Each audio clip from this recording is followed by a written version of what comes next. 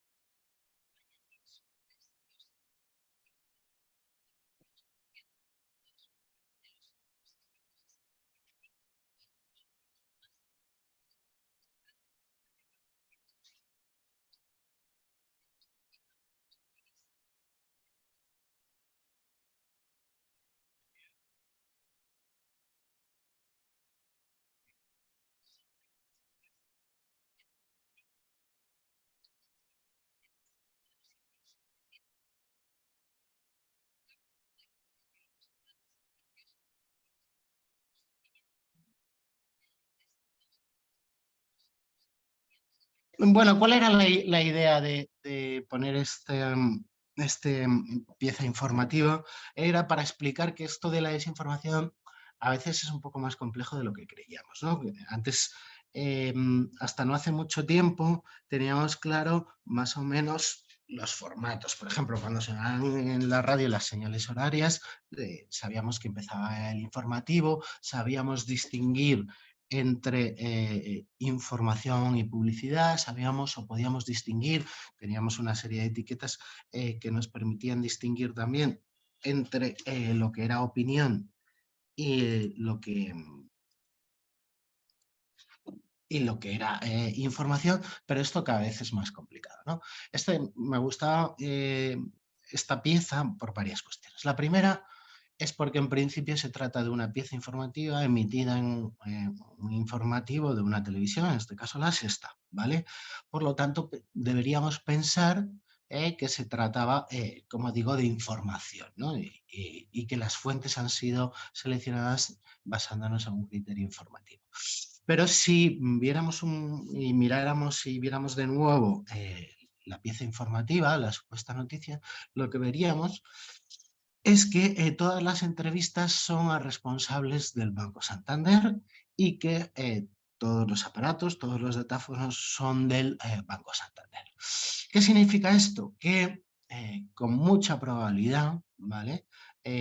Esto no se trata de una pieza informativa sobre los datáfonos, sobre el pago por móvil, es una información de 2019, sino que probablemente se trate de un contenido patrocinado, disfrazado o camuflado como noticia. De hecho, intenté verificarlo y todo parece indicar, ¿no?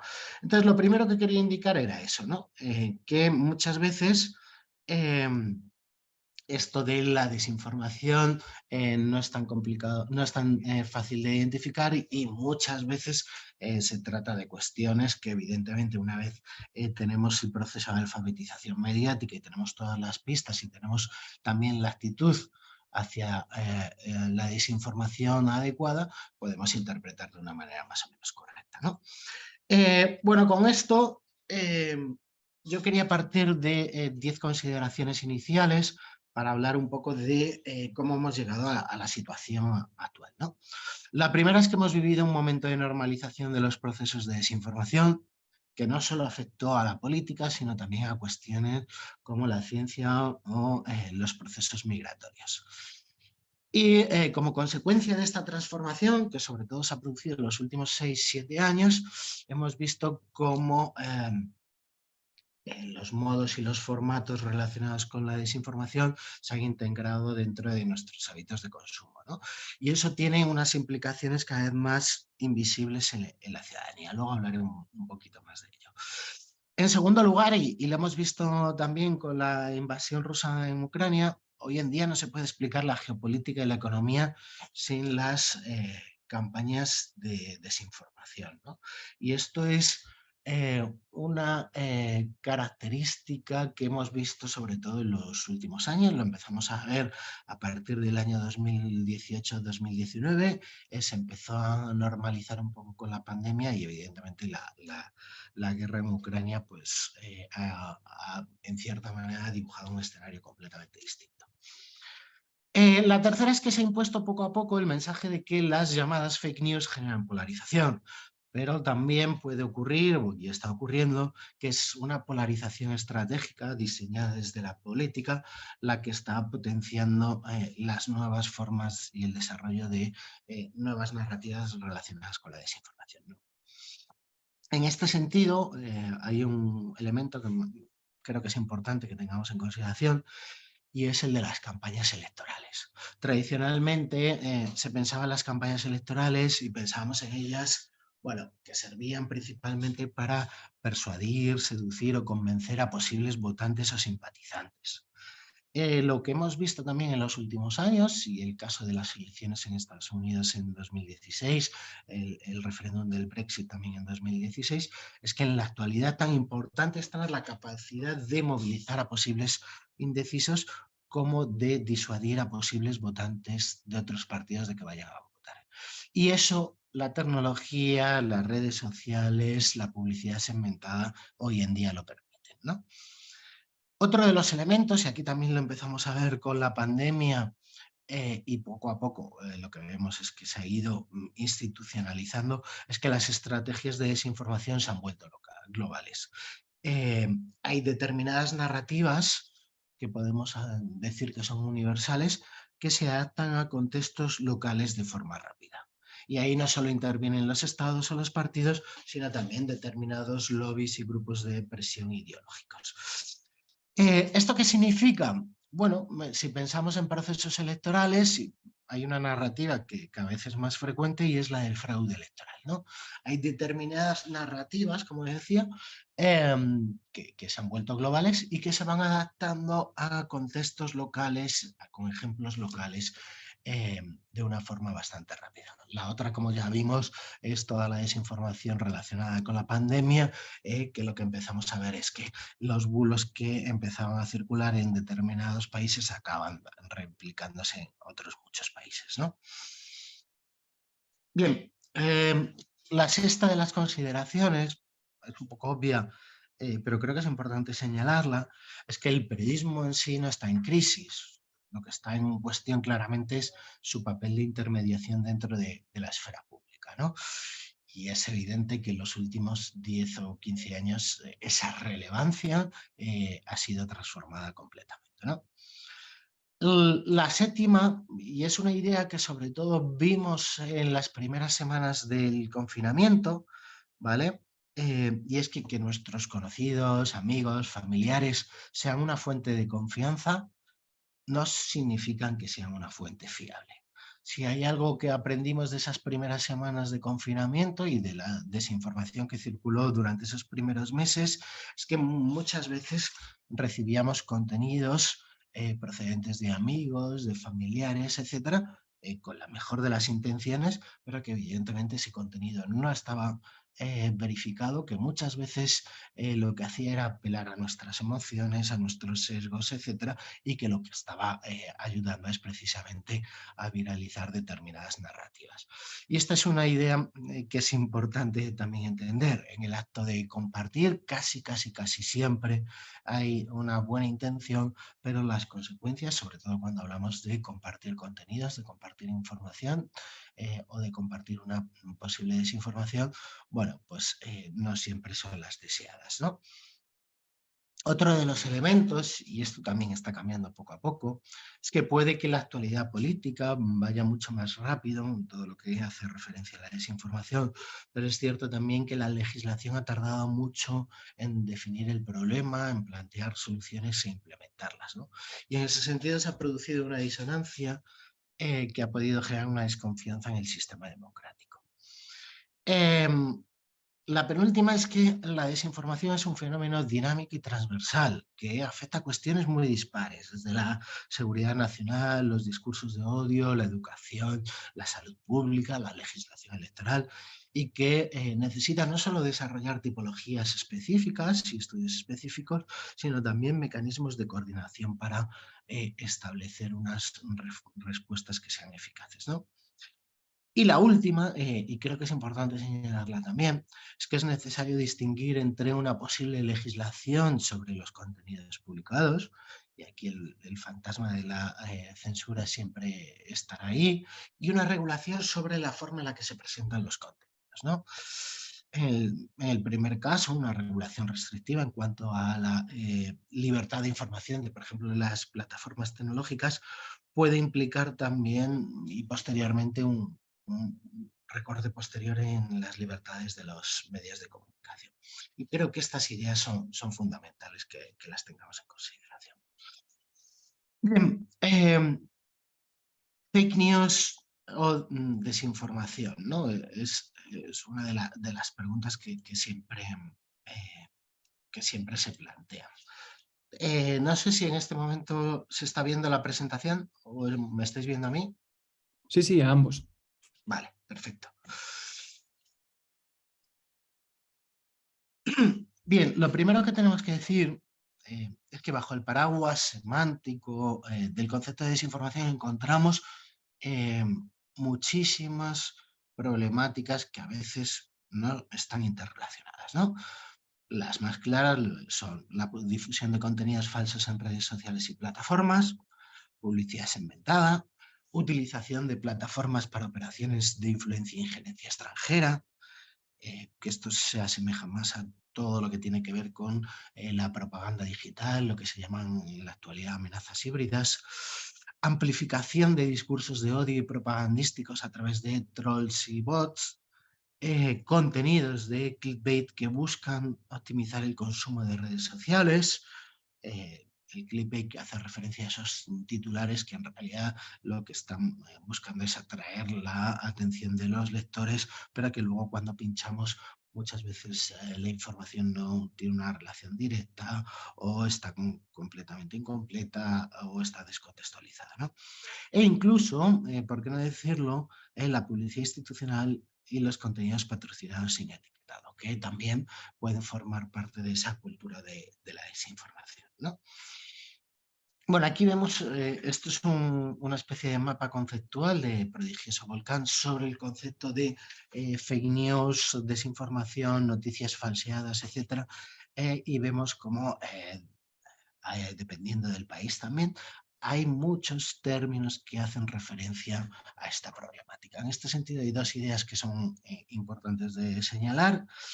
La primera es que la cuestión de la desinformación, de los contenidos falsos, etcétera, en principio hubo una definición un poco general de qué era, en qué consistía, qué consecuencias tenía, ¿vale? En segundo lugar, lo que vimos es que en realidad, dependiendo de los países, dependiendo de cada cultura, etcétera, y dependiendo del enfoque, bueno, cada país ya tenía su propia terminología, ¿vale? Para hablar de este fenómeno.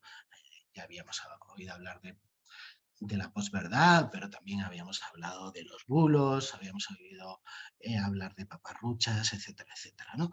Y lo siguiente que me gustaría señalar es que a partir de, sobre todo hace 3 o 4 años, sobre todo a partir de la pandemia, lo que está claro es que cada disciplina, cada área, no solo de las ciencias sociales, sino también disciplinas relacionadas con el análisis de Big Data o la inteligencia artificial, está intentando encontrar y buscar su propia terminología para definir un concepto adaptado a esa disciplina y también para establecer unos límites y un sistema de relaciones, ¿no? Bien, el punto de partida para definir un poco las tipologías de desinformación es un texto de Wardle y Deraxan de 2017, que en cierta manera inicia el campo de la desinformación, que habla de 7 tipos de mala información o desinformación. Aquí varias cuestiones que creo que son importantes de señalar, y es que la diferencia del español y el inglés es que para hablar de desinformación tienen 3 conceptos: misinformation, malinformation y disinformation, ¿vale? Y en ese sentido es importante porque cada uno de ellos, como veremos, hace referencia también a una mirada completamente distinta. Bueno, entonces, como decía, el punto de partida o las 7 tipologías que Wordle y Deraxan establecieron para hablar de mala información o desinformación, que sería la traducción inicial en español, sería la sátira o parodia, ¿vale? Que evidentemente no pretende causar un daño, pero que en ocasiones puede generar desconcierto y también una interpretación errónea. Estoy pensando, por ejemplo, en El Mundo Today, que es el caso más paradigmático en España, que todos reconocemos como que es un medio satírico, pero probablemente si una información la recibiéramos de otro país, no solo de América Latina, sino de otro país del norte de Europa, por ejemplo, y no supiéramos que es un medio satírico, podríamos tener problemas para interpretar ese tipo de contenidos. El contenido engañoso, ¿vale? Que busca incriminar a alguien o algo. El contenido impostor, que lo que se hace es suplantar las fuentes genuinas. Contenido fabricado, predominantemente falso, que está diseñado para engañar y perjudicar. Las falsas conexiones con titulares, imágenes, que luego no confirman el contenido. Contextos falsos, cuando el contenido se difunde en un contexto completamente diferente. Y contenido manipulado, ¿no? Cuando se intentan manipular imágenes, fuentes, etcétera, ¿no? Bien, como os decía, dentro de estos desórdenes informativos encontramos como, y en inglés está mucho más claro, como 3 acepciones. Por una parte está la misinformation, que hace referencia al contenido erróneo, a la información errónea, a las falsas conexiones, pero de forma involuntaria. Luego estaría lo que se llama la disinformation, que es el contenido impostado, manipulado, fabricado, el falso contexto, etcétera. Y en tercer lugar estaría la malinformation, que hace referencia a filtraciones, discurso del odio, acoso, etcétera, ¿no? Bueno, en español, castellano podríamos distinguir entre desinformación, eh, información o, por empezar por el principio, información errónea, desinformación y propaganda, ¿no? Y estrategias también de propaganda.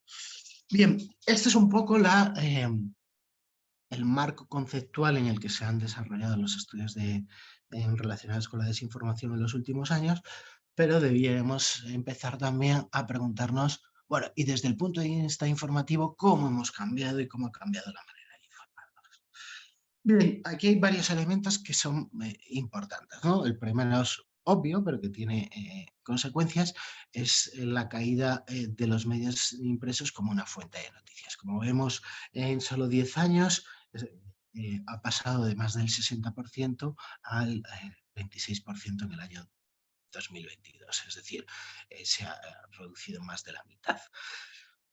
Por supuesto, hemos visto que los medios online, incluidas redes sociales, se han mantenido más o menos estables, ¿vale? Y lo que vemos sí es que las redes sociales únicamente como una fuente de noticias ha aumentado de forma muy significativa. Estaba por debajo del 30% en el año 2013 y el año pasado, según el Reuters Institute, ya estaba en el 56%, ¿no? Entonces, bueno, en primer lugar, la forma que tenemos de informarnos ha cambiado completamente. Y esto es importante que lo entendamos. No es lo mismo tampoco informarnos a través del teléfono móvil que a través del ordenador. No es lo mismo el recorrido de lectura que hacemos, ni tampoco, en cierta manera, la predisposición que tenemos hacia la información, ¿no? Y en este sentido vemos también cómo el dispositivo ha cambiado radicalmente en los últimos años en cuanto al dispositivo que utilizamos para informar. ¿no? Y hemos visto cómo el smartphone ha pasado de menos del 40% en el 2013 a convertirse en el dispositivo principal con más del 75% de la población que señala que se informa a través del smartphone. Por otra parte, hemos visto cómo el ordenador, por ejemplo, se ha reducido de cerca del 60% al 36%, ¿vale? En solo cuatro años. Esto es importante que lo entendamos, como digo, porque evidentemente la predisposición y el tipo de contenidos que consumimos desde el punto de vista informativo, evidentemente son distintos cuando lo hacemos a través del teléfono móvil que cuando lo hacemos a través del ordenador o a través del papel. Bien, la segunda de las cuestiones es, bueno, eso que se han llamado burbujas informativas, cámaras de eco, etcétera, qué consecuencias y cómo han afectado también a esta cultura de la desinformación. ¿Vale?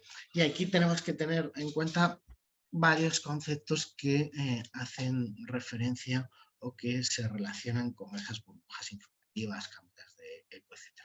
El primero, y esto es una cuestión o una problemática que ha emergido en los últimos años y que cada vez es más importante, es la idea de las guerras o las batallas culturales como un campo de batalla permanente dentro de la desinformación y la polarización. Bueno, batallas culturales tiene que ver con detrás de cada información, de cada hecho noticioso, también hay una especie de batalla por la verdad ideológica que busca y tiene una serie de objetivos a corto plazo, ¿no? Por una parte, polarizar y movilizar a militancias no orgánicas, ¿vale? Por otra parte, desacreditar al adversario político.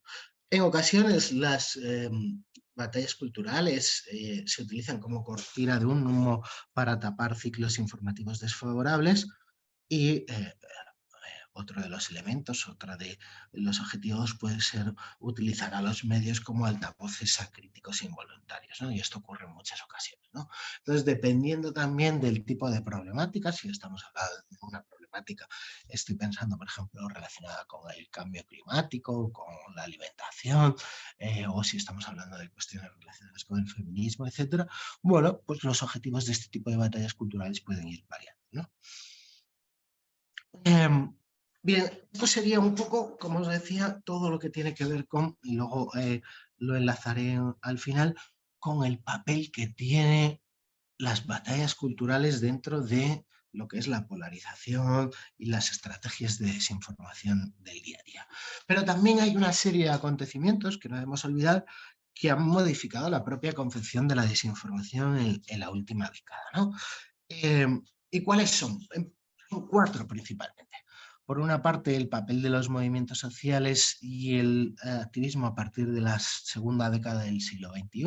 Pensemos en la primavera árabe, el 15M, Occupy Wall Street, ¿vale? Estamos hablando de en torno al año 2011. Luego, el segundo de los acontecimientos sería el año 2016, un año donde se consolidó la polarización política como una estrategia claramente en el Brexit, en el referéndum de Colombia o en las elecciones de Estados Unidos.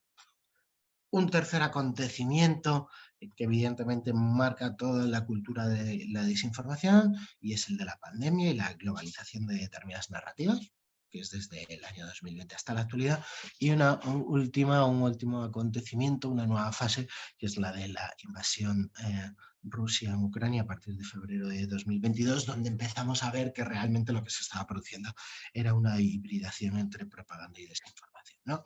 Entonces, como decía, Mike, son estos cuatro acontecimientos: revoluciones de 2011, procesos electorales de 2016, la pandemia y la invasión en Ucrania, donde los acontecimientos que en cierta forma incentivan determinados cambios políticos, ¿vale? Pero también cambios mediáticos. En el caso de las revoluciones de 2011, las redes sociales se convierten en un altavoz político. En el caso de 2016, las redes sociales se convierten en una herramienta de reintermediación de los mensajes políticos y empezamos a hablar de la desconfianza en los medios de comunicación, de canales alternativos, etcétera.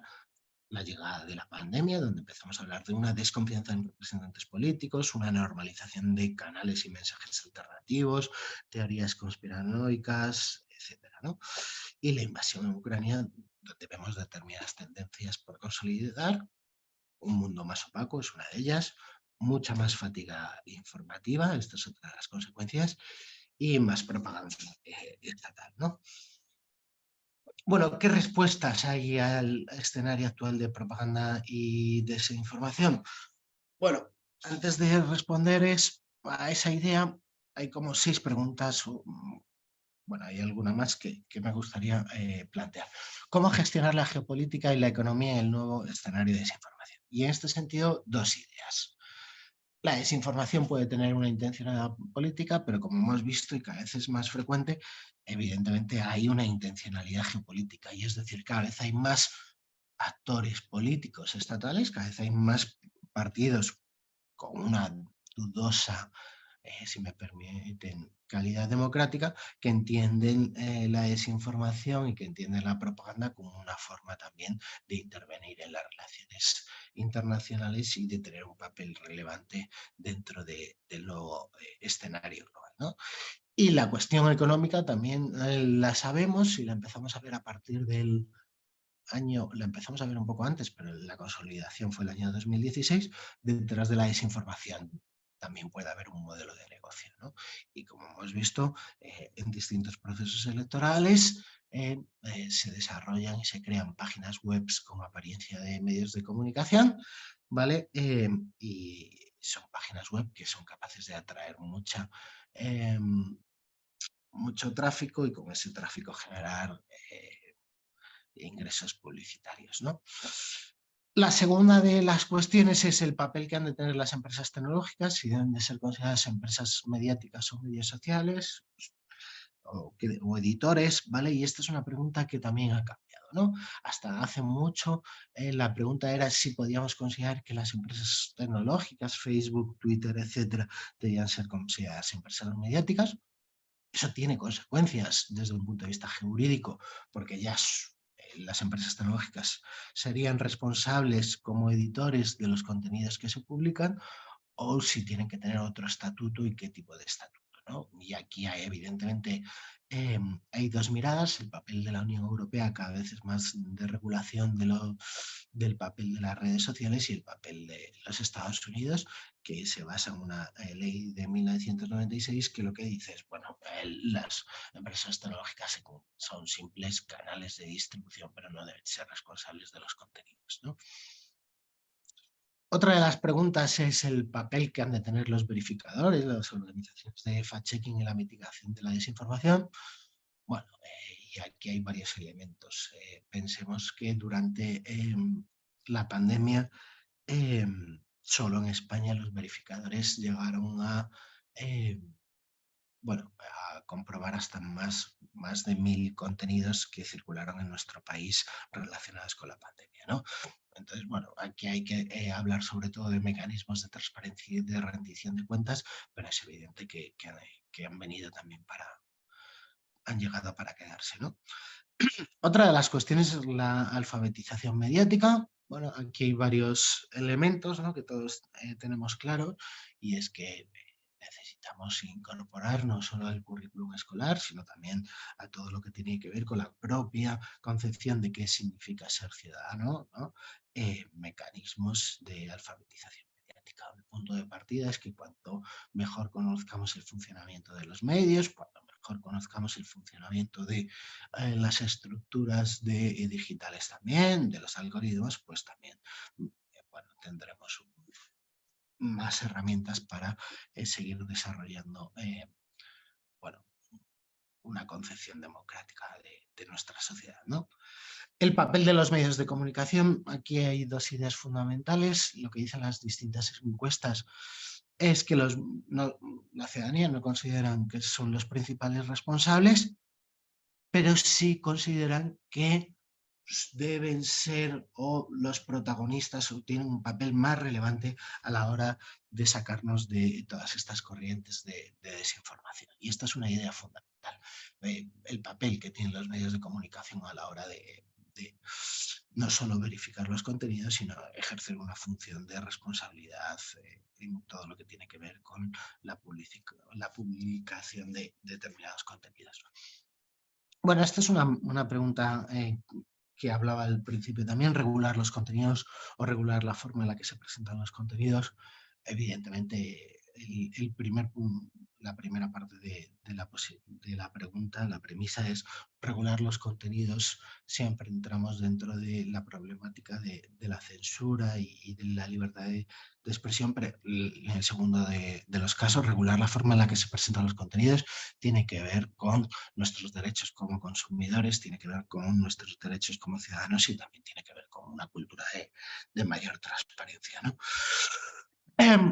Bien, otra de las cuestiones, y voy a ir terminando, que quiero hacer relevancia, es que la desinformación está muy vinculada a ciclos de actualidad, ¿no? E influye de una manera muy importante en la opinión pública. Bueno, en este caso quería mostrar este gráfico porque es un ejemplo que representa muy bien esta idea y es, como saben ustedes, una de las preguntas que hace el Centro de Investigaciones Sociológicas es, bueno, ¿cuáles son los 3 principales problemas para los españoles? Y da una serie de variables al respecto, ¿no? Y bueno, estos son datos entre 2017 y 2020 que creo que son importantes de señalar. Y vamos a analizar la cuestión de la inmigración como uno de los 3 principales problemas para los españoles. Bueno, ¿qué es lo que sabemos? Lo que sabemos es que entre 2017 y 2018, antes de junio de 2018, ¿vale? La inmigración como un problema para los españoles estaba por debajo, bueno, vemos que entre el 4 y el 3%. ¿Qué ocurre? Que a partir de 2018, cuando empiezan a emerger en España de una forma clarísima determinados discursos populistas, la inmigración como un problema para los españoles empieza a aumentar de forma significativa. Y como vemos, en pocos meses pasa de menos del 4% a más del 15%. 2019, por recordarlo, fue un año precisamente donde en España hubo 2 elecciones, la repetición de elecciones generales, hubo también elecciones locales y autonómicas y elecciones europeas. Por lo tanto, fue un año de una clara intensidad informativa. Entonces, podemos entender que en muy poco tiempo la inmigración como un problema para los españoles llegó a pasar de, como digo, el 3 y pico por ciento hasta el 15%. ¿Pero qué ocurre con la pandemia? Lo que vemos y el análisis rápido es que sí, la inmigración como un problema al principio, en el mes de febrero, marzo de 2020, del primer confinamiento, estaba en torno al 8%, lo que ocurre es que solo en el mes de junio la inmigración como un problema se reduce hasta el 1,60%, es decir, es un nivel prácticamente más bajo. ¿Qué significa esto? ¿Cómo hemos pasado del 15% al 1%? Pues hay 2 ideas fundamentales.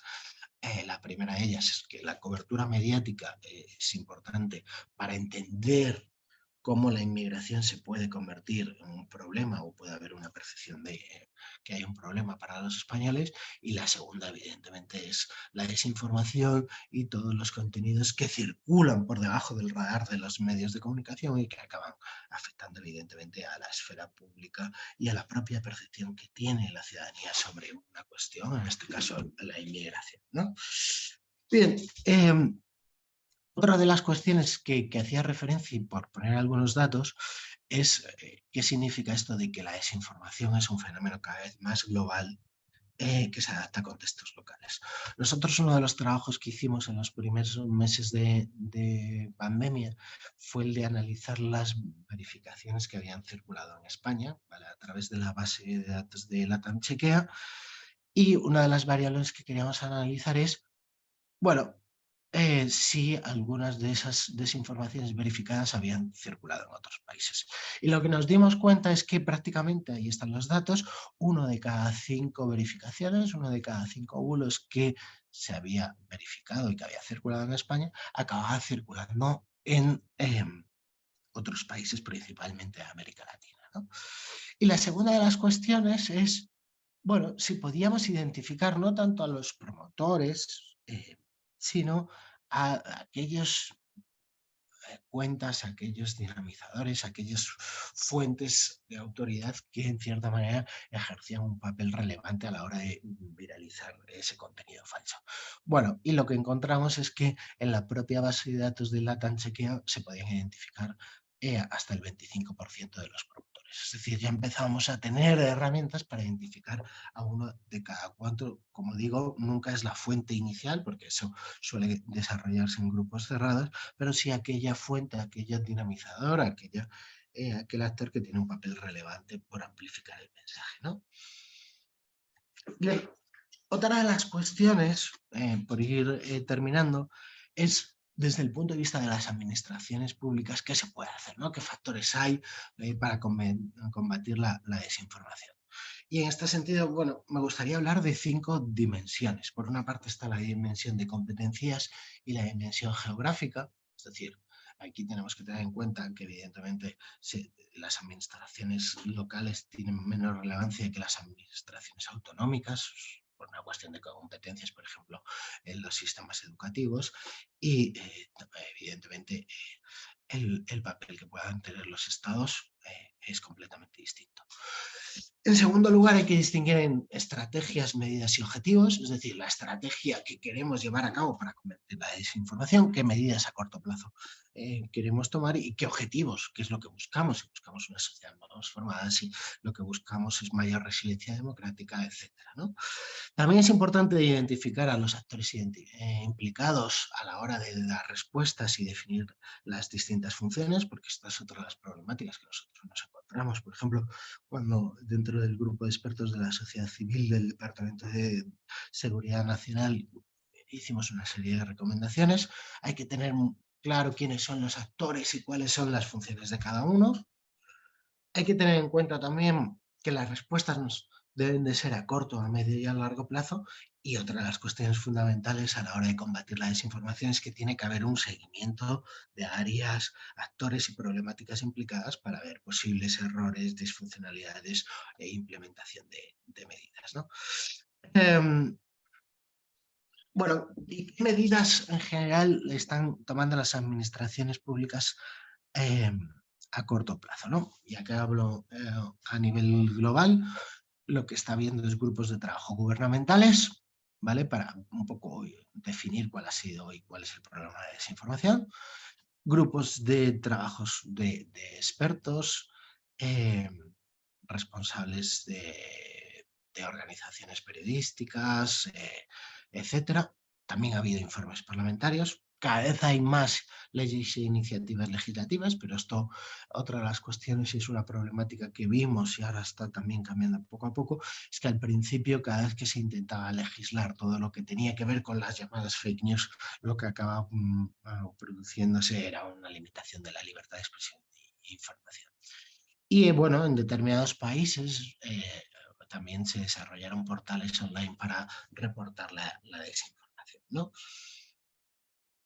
Bien, el marco de actuación que adoptamos, y esta es una idea que quiero señalar, uno de los primeros problemas a la hora de decidir cómo enfocamos el problema de la cuestión de la desinformación, sobre todo desde un punto de vista legislativo y gubernamental, si lo hacemos desde la seguridad nacional, y aquí hablamos de la injerencia de terceros países, etcétera, o si lo hacemos desde un punto de vista de la calidad democrática, ¿no? Y esto es una mirada fundamental para intentar tomar medidas y dar una respuesta sobre cómo actuar en la era de la desinformación, ¿no? Bien, aquí, bueno, yo tuve la oportunidad de participar como decían, en un informe que se desarrolló por instancia del Departamento de Seguridad Nacional, que se llama Lucha contra las campañas de desinformación en el ámbito de la seguridad nacional, donde participaron empresas tecnológicas, participaron académicos, organizaciones de la sociedad civil, de asociaciones de prensa, etcétera, y que lo que intentamos es definir la problemática y ver los distintos vectores, áreas en las que había que tomar medidas y qué medidas se podían tomar, ¿no? En este sentido es un libro que se puede descargar de forma gratuita online y que invito a quien pueda estar interesado que le eche un vistazo, ¿no?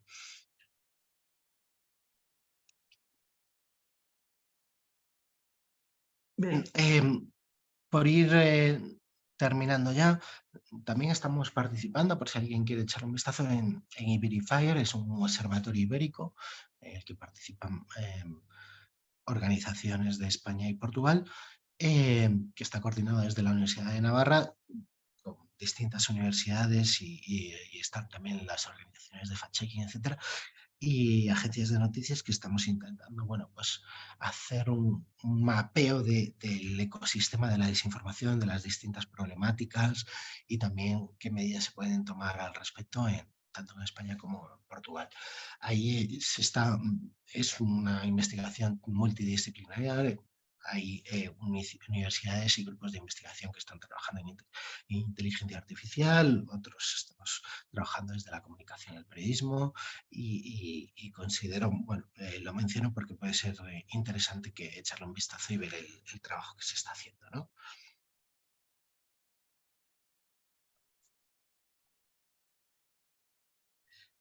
Bien, y por último, y para terminar sobre la cuestión de la desinformación y sobre nosotros como ciudadanos, qué es lo primero que podemos hacer, dos ideas muy sencillas.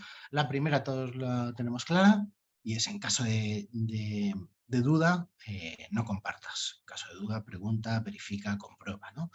Si hay algo que tenemos claro y los distintos estudios así lo certifican, es que los primeros segundos cuando recibimos un contenido en redes sociales son fundamentales a la hora de decidir si ese contenido se comparte o no. Ya sea, como digo, porque pues ajusta nuestro sistema de creencias, ya sea simplemente por la idea de compartir en comunidad, por la razón que sea, ¿no? Entonces es una idea fundamental. En caso de duda, no compartas. Y la segunda es, bueno, cómo afrontar la cuestión de la verificación y de la desinformación desde los medios de comunicación, pero también desde las organizaciones de fact-checking, ¿no? Y aquí esto es una cuestión que creo que hasta hace poco no se había hecho correctamente, que creo que es importante que lo tengamos en consideración. Es una idea de Lakoff. Como saben ustedes, Lakoff es un lingüista que escribió tiene dos libros sobre todo de referencia, uno de los años 80 con Johnson que se llama Metáforas de la vida cotidiana y otro es en la década de los 2000 que se llama No pienses en un elefante, ¿no? Y creo que esta idea es fundamental para entender cómo afrontar la cuestión de la desinformación. Él habla del sándwich de la verdad y es que cuando hablemos de verificación, cuando hablemos de intentar desmentir contenidos falsos, lo primero que tenemos que tener en cuenta es que debemos empezar con la verdad. Que el primer frame, el primer marco de pensamiento siempre toma ventaja, ¿no? En segundo lugar, bueno, que lo que hay que hacer es indicar la mentira, pero, y esto es importante, hay que intentar evitar amplificarla a través del lenguaje en la medida de lo posible, ¿no? Y la tercera de las ideas, y me parece relevante, es que hay que volver a la verdad, que siempre hay que repetir, y este es un error que muchas veces hemos cometido, hay que repetir muchas más veces las verdades que las mentiras, ¿no? Y creo que es una idea con la que debemos trabajar. Varios elementos que creo que son importantes. El primero tiene que ver con la economía de la atención, como decía, y es que evidentemente los medios de comunicación forman parte y son un producto más, si me permite, dentro de esa economía de la atención. Y al respecto, tenemos, y esto, una de las distorsiones que ha habido es que los medios de comunicación tienen que decidir precisamente si son un actor más dentro de esa economía de la atención, y ahí interviene el clickbait y otro tipo de cuestiones editoriales, o si consideran que son imprescindibles desde el punto de vista del interés común, del servicio público, etcétera, ¿no? Lo que aquí podemos hablar mucho, aquí hay una idea fundamental y que creo que también en el recorrido debemos tener claro. Una de las consecuencias de la crisis de 2008 hubo varias, ¿no? Pero una de ellas es que en la medida en que hubo muchas reacciones, sobre todo a nivel regional y local, que tuvieron que cerrar o que bueno, se vieron limitados en cuanto a personal de una manera muy significativa. Bueno, eso ha afectado también al pluralismo informativo, porque si hay algo que tenemos que tener claro es que para, en cierta forma, solucionar el problema que tenemos que partir del periodismo local. El periodismo local, lo hemos visto con la pandemia, lo hemos visto con catástrofes naturales, es fundamental porque sirve de punto de anclaje dentro de una comunidad. Y lo que ocurre y lo que vimos es que en la medida en que cada vez había menos medios locales de calidad, lo que empezaba a hacer la gente es acudir a las redes sociales y a los medios nacionales. Y ahí son dos cuestiones. Evidentemente, en la cuestión de la credibilidad y la confianza de las fuentes en redes sociales, y la segunda, la cuestión de la polarización de los medios nacionales. Entonces, bueno, en ese sentido, creo que el punto de partida es ese. Creo que debemos de darle la vuelta un poco al tema y partir y empezar por volver a tener un periodismo local que ejerza de servicio público, ¿no? Yo creo que es más una cuestión de actitud con C que de aptitud o competencias. Es decir, por lo que te decía, si la gente tuviera claro que si algo apela a las emociones, concuerda con nuestro sistema de valores, no hay una fuente, ese tipo de cuestiones, dejará de compartir, pues una parte importante del problema estaría resuelto. ¿Por qué? Porque lo que dicen los distintos estudios es que es mucho más importante centrarse en toda esa gente que comparte contenido erróneo, información errónea sin quererlo, que en todos esos grupos conspiracionistas, etcétera, que son mucho más pequeños porcentualmente, ¿no? A partir de ahí, bueno, desde un punto de vista institucional, yo la verdad es que soy muy crítico eh, con la cuestión. Piensa que desde los años 60 en los países nórdicos, que se habla mucho de la alfabetización mediática, ya estaba incluyéndolo en el currículum escolar y tenían claro que una cultura democrática y una sociedad funciona mejor desde un punto de vista de la calidad democrática, cuanto mejor eh, se conociera el funcionamiento de los medios de comunicación. Entonces, qué tipo de organización de fact-checking eres. Si eres una fundación, una organización sin ánimo de lucro o si eres una empresa, ¿vale? Y eso es importante. El segundo de los elementos es evidentemente cuál es el criterio que tú utilizas para no solo hacer fact-checking, sino para bueno, hacer tus investigaciones, ¿no? Y aquí también, y esto es importante señalarlo, hay partes del contenido de Neutral que evidentemente se desarrollan para ser consumido en televisión, ¿vale? Y es ahí el criterio televisivo informativo es importante, ¿no? Y la tercera de las cuestiones, y también es importante señalarlo, es que en general nosotros todos los estudios que estamos haciendo al respecto, lo que nos dicen es que las organizaciones de fact-checking españolas son muy potentes en cuanto a la verificación. Es decir, que cuando hay investigaciones transnacionales, etcétera, tienen un papel relevante, lo cual es positivo. A partir de ahí, pues bueno, evidentemente todo lo que tiene que ver con la rendición de cuentas, con la transparencia, con ese tipo de cuestiones, con la metodología utilizada, que sea abierta, etcétera, pues todo ayudará a- a que la confianza en las organizaciones de fact-checking sea relevante. Pero en cualquier caso, fíjate, yo creo que a veces le damos y esto también creo que forma parte de un debate inflamado, le damos un papel a las organizaciones de fact-checking más importante que realmente tienen dentro del ecosistema informativo. Es decir, al final se tratan de organizaciones, en el caso de Maldita, que puede haber 40 personas trabajando, ¿no? Eh, en gran medida de comunicación hay mucha más gente. O sea, que muchas veces también creo que ahí hay también una crítica a un nuevo actor que rompe también determinados oligopolios, si me permites. no es tanto cómo combatir la polarización, sino cómo tener una dieta informativa distinta, cómo el papel que tienen las redes sociales, que es fundamental también a la hora de no premiar los contenidos más polarizados, ese tipo de cuestiones, ¿no? Todas esas cuestiones son las que hay que trabajar en los próximos años y hay varios enfoques que hay que intentar implementar porque al final el punto de partida es el que comentabas, ¿no? El empobrecimiento de la calidad del debate público. Aquí hay dos elementos. La primera es que es una decisión política con consecuencias jurídicas. ¿Y esto qué significa? Que desde la Unión Europea se considera que estamos en conflicto bélico y hay determinadas medidas que se toman, ¿no?